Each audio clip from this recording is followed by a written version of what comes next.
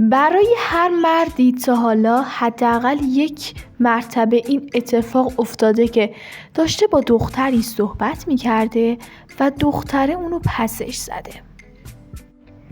گفته که نمیخوام باهات حرف بزنم یا اصلا گفته که نمیخوام حتی با پسرها ارتباطی بگیرم.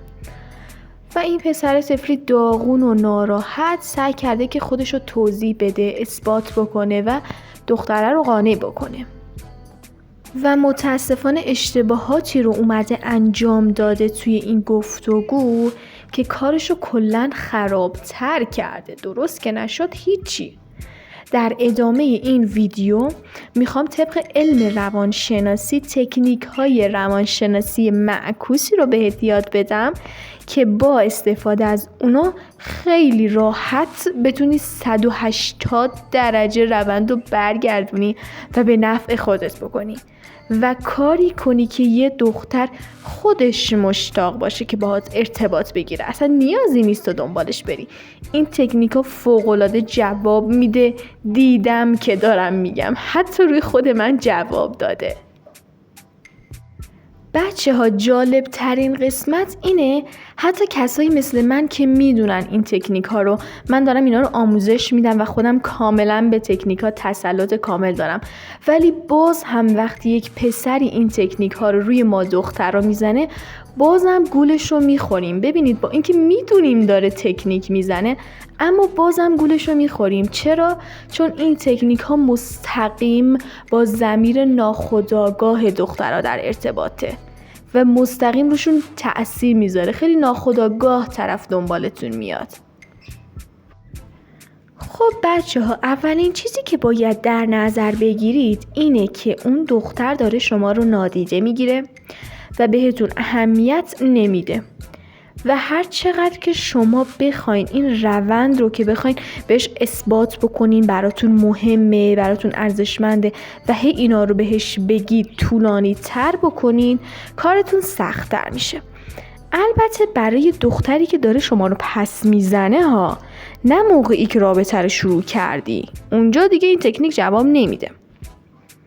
اگه دختری پست میزنه و شما داری هی نشون میدی که ارزشمنده براتون، این کار اصلاً فایده‌ای نداره. در مقابل شما باید این رو بهش نشون بدید که خب تو که منو نادیده میگیری و ارزشی هم من برات ندارم، پس منم بهت هیچ ارزشی نمیدم و نادیدت میگیرم. این تکنیک خیلی جواب میده، خیلی. اگه یه دختر رو نادیده بگیرید وحشتناک دنبالتون میاد، شاید باور نکنید. حتی وقتی یک بار جوابتو نداد، پیام دادی یا زنگ زدی هیچی نگفت، دوباره پیام نده، هی نگو کجایی چی شد فلان، صبر کن خودش میاد. پس اگه نادیده گرفته شدی باید نادیده بگیری. یکی از بزرگترین اشتباهاتی که پسرها وقتی یه دختر پسشون میزنه انجام میدن اینه که واکنش احساسی زیادی از خودشون نشون میدن. 2-3 حالت داره این واکنش احساسیشون. یا میرن به دختره میگن که داری چی کار میکنی، من عاشقتم، من دیوونتم، من بدون تو نمیتونم، و نشون میدن که دیگه پوچ و بی‌ارزشن بدون اون دختر. یا حالت دوم رو استفاده میکنن که شروع میکنن به پرخاشگری و گارد گرفتن و دعوا رو انداختن. بهش میگن اصلا تو خر کی هستی، خودتو خیلی دست بالا گرفتی، خودتو جدی گرفتی، برو بابا. و یا توی حالت سوم عصبانی میشن که بازم میگن تو عددی نیستی، شروع میکنن به دعوا کردن و ممکنه حتی تهدید و تهدیدکاری و از این کارا. بزرگترین اشتباه مردها همینه. نباید واکنش احساسی این مدلی از خودتون نشون بدید. تا اینجا نکاتی رو بهتون گفتم که از اون حالت اولیه خارج بشیم.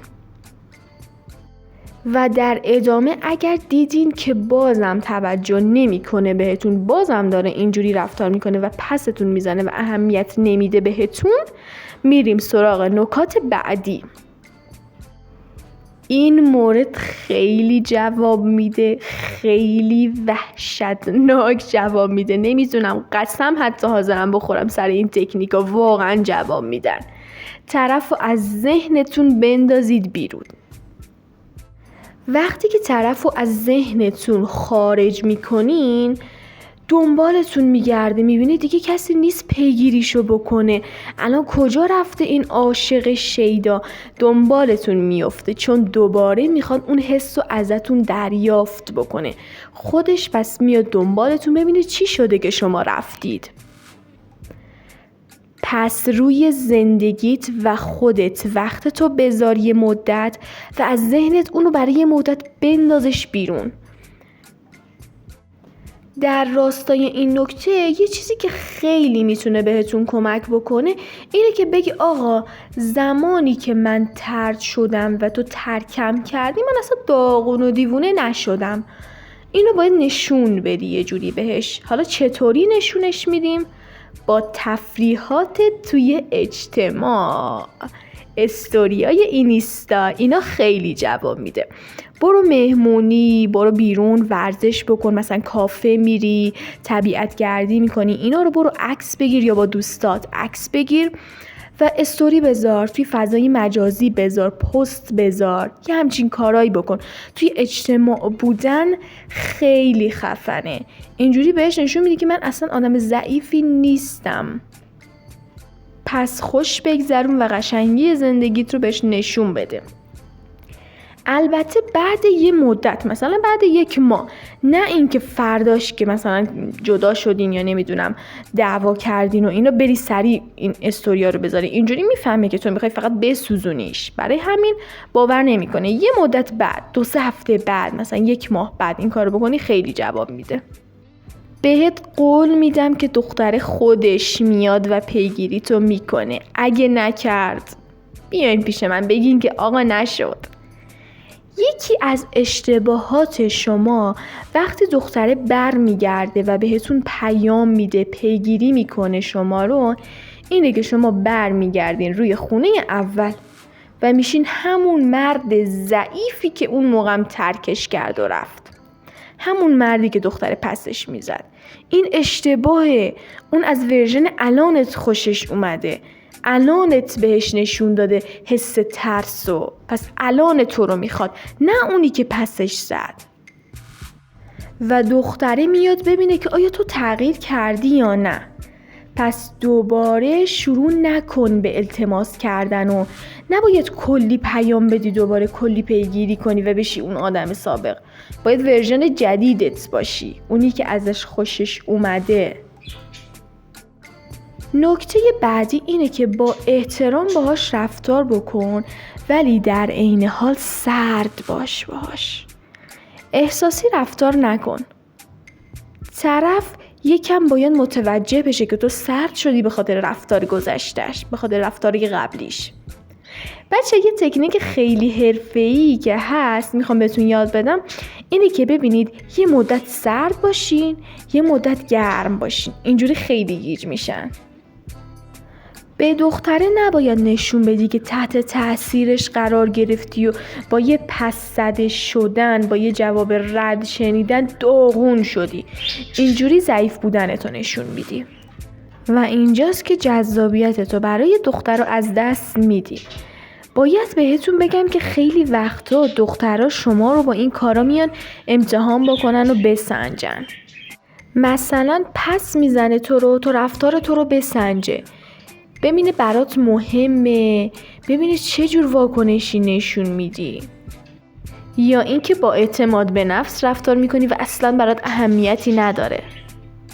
پس سریع تحت تاثیر قرار نگیر و احساسی از خودت واکنش نشون ند. مرسی که تا انتهای این ویدیو بچه‌ها همراه من بودید. حتما لایک و سابسکرایب بکنید، خیلی دوستتون دارم. پیج اینستاگراممون رو هم حتما فالو بکنید، چون که محتوایی که توی اینستاگرام میذارم و محتوایی که اینجا توی یوتیوب براتون آپلود میکنم خیلی فرق داره. اونجا میتونید جواب سوالاتتون رو هم خیلی راحت تر از من بگیرید. خیلی دوستتون دارم. خدا نگهدار.